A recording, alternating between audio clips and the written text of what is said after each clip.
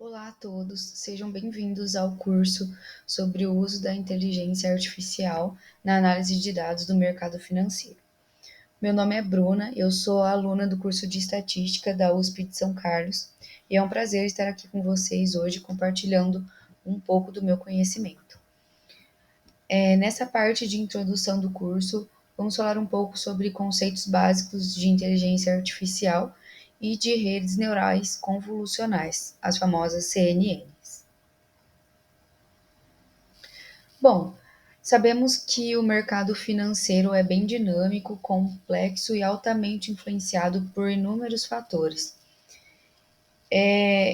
Com isso, o objetivo do nosso curso é mostrar como a aplicação de modelos de inteligência artificial pode ser uma ferramenta muito poderosa para ajudar vocês, analistas e investidores, a mitigar riscos e tomar decisões mais informadas e ágeis.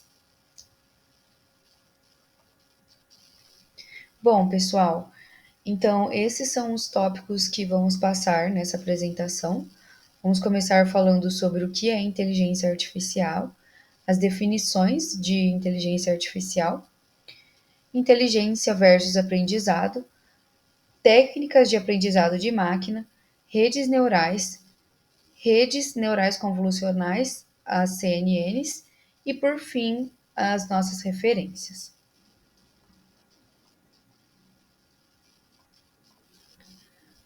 Bom, o que é IA? A inteligência artificial ela pode ser descrita como um conjunto de técnicas que permite que as máquinas executem tarefas que tradicionalmente requerem inteligência humana. Um exemplo, né, no uso de inteligência artificial que temos no dia a dia são as nossas assistentes virtuais do celular mesmo, como a Siri ou o Google Assistente. Essas inteligências conseguem entender nossos comandos de voz, processar informações e ainda assim responder de forma inteligente às nossas perguntas. E tudo isso em tempo real.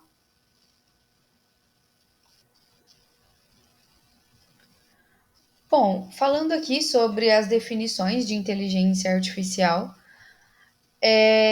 ela pode ser classificada em diferentes abordagens, dependendo da perspectiva que é adotada.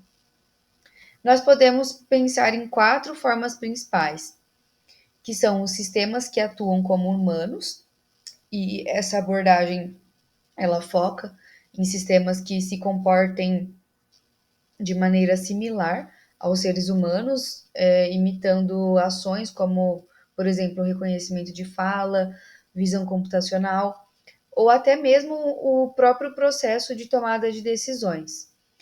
E aqui um exemplo são chatbots de atendimento ao cliente.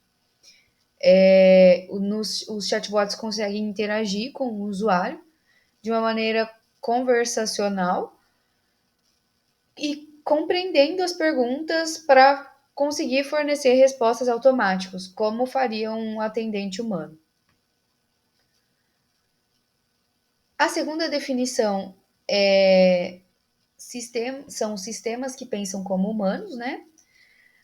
Nessa visão, o objetivo é desenvolver máquinas que imitem o pensamento humano, e isso envolve estudar como o cérebro processa informações e traduzir esse funcionamento em algoritmos. E isso pode ser feito simulando, por exemplo, o raciocínio e a resolução de problemas. Um exemplo aqui de uso dessa definição são sistemas de reconhecimento de imagem, como sistemas utilizados em diagnóstico médico, por exemplo. Esse sistema ele simula o modo como os médicos analisam radiografias ou exames de imagem e eles tentam pensar como especialista para conseguir identificar padrões que possam identificar doenças como tumores, por exemplo. A terceira abordagem, que são sistemas que pensam racionalmente, ela é entendida como uma forma de emular o raciocínio lógico, de modo que as máquinas sejam capazes de pensar de forma racional. E elas não necessariamente imitam o cérebro humano, mas são projetadas para tomar decisões lógicas com base em regras de conhecimento. E um exemplo disso é um computador que foi desenvolvido com o objetivo de jogar xadrez. Esse computador chama Deep Blue e ele foi programado para avaliar milhões de possibilidades e calcular decisões racionais, né, do xadrez com base em movimentos estratégicos para vencer adversários. E por fim, a definição de sistemas que atuam racionalmente, ela foca em criar sistemas que ajam de maneira racional, ou seja, que façam escolhas que maximizem o sucesso ou os objetivos estabelecidos, independentemente de como eles pensam. Aqui o foco está no comportamento eficiente e na solução de problemas. E essa definição ela pode ser utilizada, por exemplo, em algoritmos de negociação automática no mercado financeiro. Então, esses algoritmos eles vão analisar dados em tempo real, tomar decisões de compra e venda com base em estratégias que vão ser pré-definidas, né? E o objetivo é maximizar o lucro de forma eficiente, independente de como um humano agiria nessa situação. Bom, e falando aqui mais a fundo sobre cada uma delas, né? Quando falamos da primeira definição de inteligência artificial, que é a abordagem agindo como humanos, nós falamos sobre o teste de Turing. Bom, Alan Turing foi um dos primeiros a levantar a pergunta: máquinas podem pensar? Ele propôs o famoso teste de Turing, e esse teste consiste em avaliar se um humano consegue distinguir se ele está interagindo com uma pessoa ou se ele está interagindo com uma máquina.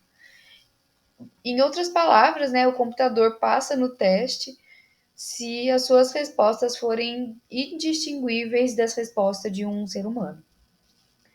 E para que o computador consiga passar nesse teste, ele precisa desenvolver algumas habilidades essenciais, que incluem processamento de linguagem natural, e é necessário ter o processamento porque ele precisa se comunicar em linguagem humana, de forma que entenda e gere frases que façam sentido para a gente.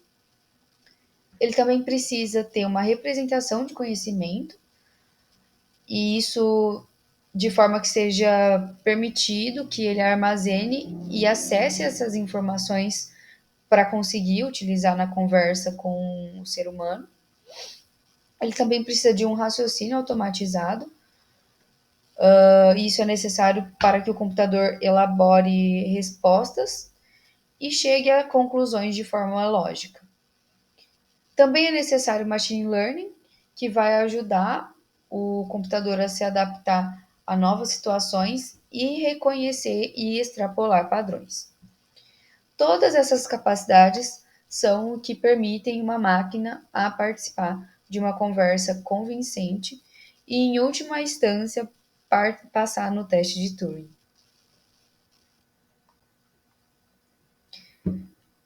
A outra abordagem de inteligência artificial é tentar replicar o modo como o cérebro humano pensa.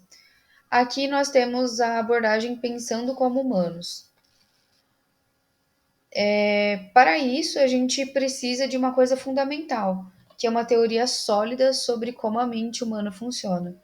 Em outras palavras, a gente precisa entender bem como os processos mentais humanos funcionam para tentar reproduzi-los artificialmente. Então, como que a gente sabe se um computador realmente está pensando como a gente, né? A ideia aqui é analisar o comportamento do computador. Se essas respostas que ele gera, que é o famoso input-output, se parecerem com as respostas humanas, isso vai indicar que os mecanismos internos do programa de computador estão começando a imitar, de uma certa forma, o comportamento, o funcionamento do nosso cérebro. Bom, esse conceito faz parte de uma área que a gente chama de ciência cognitiva. E essa área é um campo multidisciplinar, né? Aqui a psicologia e a inteligência artificial se unem, cada um com sua abordagem. E na abordagem da psicologia, por exemplo, são usados experimentos para entender o comportamento humano. Já na abordagem de inteligência artificial, são desenvolvidos modelos computacionais que vão simular esses comportamentos. E quando esses dois campos são combinados, nós conseguimos avanços significativos. E um bom exemplo disso é a visão computacional, né? Onde ensinamos computadores a ver e interpretar imagens de maneira parecida com a nossa visão.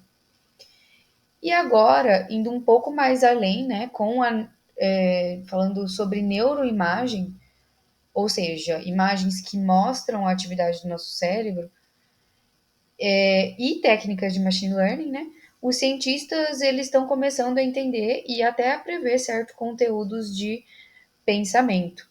Isso significa que podemos, com essa combinação, ter um vislumbre de pensamentos de uma pessoa. Então, alguma coisa do tipo ler mentes em um nível inicial.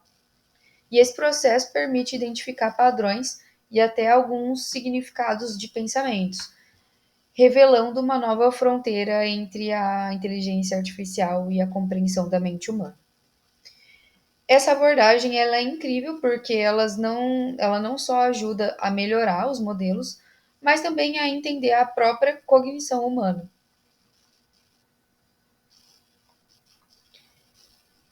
Falando aqui sobre a terceira abordagem, né, pensando racionalmente, mais conhecida como a abordagem de leis do pensamento, a ideia aqui é criar sistemas que consigam pensar de forma lógica e racional, como um ser humano faria. Então, o objetivo é seguir regras lógicas para chegar a conclusões certas, como em uma fórmula matemática, por exemplo. Mas a realidade não é tão simples, né? Nem sempre temos todas as informações ao nosso dispor, e é aqui que vai entrar a teoria da probabilidade, que com certeza vai ajudar os sistemas a lidar com essa incerteza.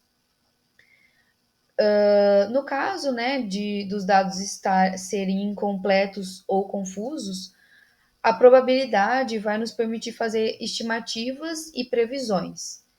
Ou seja, mesmo com informações limitadas, ainda conseguimos tirar alguma conclusão. E agora isso nos traz a uma questão super importante. Aqui a gente tem o seguinte pensamento: pensar racionalmente não é a mesma coisa que agir de forma inteligente. Então, esses sistemas eles conseguem fazer previsões ou entender algo sobre o mundo, né? Mas realmente se comportarem de uma forma inteligente, eles não conseguem. Para isso, eles precisam de uma estratégia para agir, né? E isso é o que chamamos da teoria de ação racional, que é saber o que fazer com as conclusões que chegaram.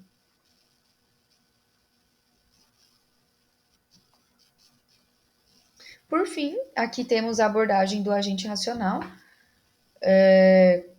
agindo racionalmente, né? E aqui, em vez de focar apenas na forma lógica, o foco vai estar como agir da melhor maneira possível. O que é um agente racional? É uma entidade, ou seja, um programa ou um sistema que funciona de maneira autônoma E esse agente, ele percebe o ambiente que ele está, seja um mundo virtual, um mundo físico, e a partir disso ele vai tomar decisões para alcançar objetivos específicos. Então a ideia é criar esses agentes que busquem sempre agir com a melhor ação possível, né, para atingir os seus objetivos, e mesmo quando eles estão lidando com incertezas. Isso é o que a gente chama de um agente racional, porque ele tenta maximizar o resultado esperado. Ou seja, ele vai tomar as decisões que vão aproximar do melhor resultado possível, baseado nas informações que ele possui. Essa abordagem ela tem uma aplicação bem ampla, né? Seja tanto em sistemas de controle, como por exemplo automação industrial, na economia também, para otimizar mercados, negócios, e até em pesquisa operacional, né? Onde as empresas otimizam processos, como por exemplo entregas, produção. E aqui um detalhe importante, né? A tal da racionalidade perfeita. Um agente que sempre toma a melhor decisão possível. Isso não é viável, né? Em ambientes muito complexos. E por quê? Porque esses ambientes, eles possuem muitas variáveis e calcular todas as possibilidades vai consumir muito tempo e muitos recursos computacionais. E isso seria ótimo em teoria, mas na prática é bem difícil de alcançar. Então, qual que é a solução, né? É a chamada racionalidade limitada, que é uma abordagem mais realista dessa definição. E aqui os agentes, eles tomam decisões mais adequadas, ou seja, eles vão tomar as melhores decisões possíveis, levando em conta todas as restrições de tempo e recursos que eles possuem. Então, ao invés de ser perfeito, o agente ele faz o melhor dentro das suas limitações, o que faz mais sentido no mundo real.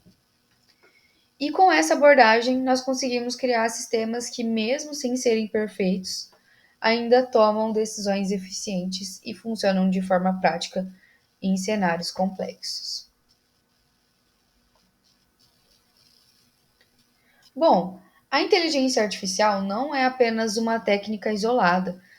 Ela inclui também uma variedade de métodos, né, como técnicas simbólicas, técnicas conexionistas, técnicas bioinspiradas. E essas técnicas, elas vão permitir representar dados, informações e conhecimento de forma estruturada, né? E com base nessas representações, é possível desenvolver hipóteses, modelos, teorias sobre um determinado domínio ali, né? Seja com o auxílio de especialistas ou também por meio de indução e atualização de hipóteses a partir de dados de treinamento. Também é possível realizar inferências, identificar padrões, resolver tarefas complexas, né, que normalmente são desempenhadas por organismos vivos.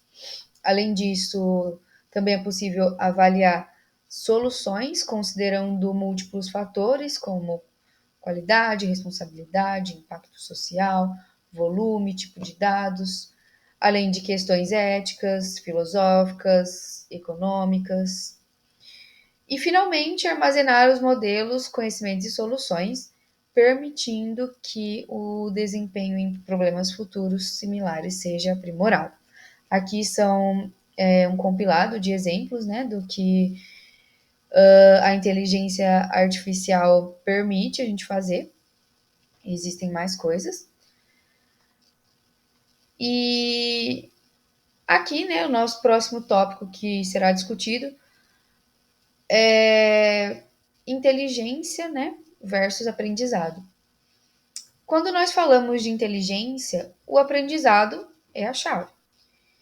E para que uma máquina tenha um comportamento inteligente, é essencial que ela aprenda. Os humanos, eles já nascem com a capacidade de aprender, mas as máquinas, elas precisam ser programadas para adquirir esse aprendizado. E é aí que vai entrar as técnicas de aprendizado de máquina, que são a parte fundamental de inteligência artificial. Essas técnicas permitem que a máquina aprenda padrões e se adapte a novos dados. E aqui, né, vamos pensar no exemplo agora, né, de um chatbot financeiro, por exemplo, que vai aprender a responder perguntas cada vez mais complexas de investidores com base nas interações anteriores. No início ele é bem simples, mas com o passar do tempo e com mais dados ele vai se tornando mais sofisticado. E quais são, né, essas técnicas de aprendizado de máquina que foram mencionadas? Bom, entre elas, a gente tem árvores de decisão, que ajudam a tomar decisões com base em escolhas sequenciais, algoritmos de clustering, que são algoritmos que agrupam dados similares, a regressão, que é usada para prever valores futuros com base em dados passados, e claro, também temos as redes neurais, que são modelos inspirados no funcionamento do cérebro humano. Cada uma dessas técnicas tem sua aplicação específica. Aqui, por exemplo, a gente pode utilizar a regressão para prever a movimentação de ações ou o clustering para identificar comportamentos similares entre investidores. As redes neurais são especialmente úteis quando a gente precisa de um modelo que reconheça padrões complexos, como no caso de prever a volatilidade do mercado com base em múltiplos fatores, né, que é o nosso objetivo aqui no curso. E é importante mencionar também que o aprendizado de máquina ele incorpora várias técnicas de outras disciplinas, como a estatística, ciência da computação, ciências cognitivas, reconhecimento de padrão. Então, é uma área, sim, com bastante informação.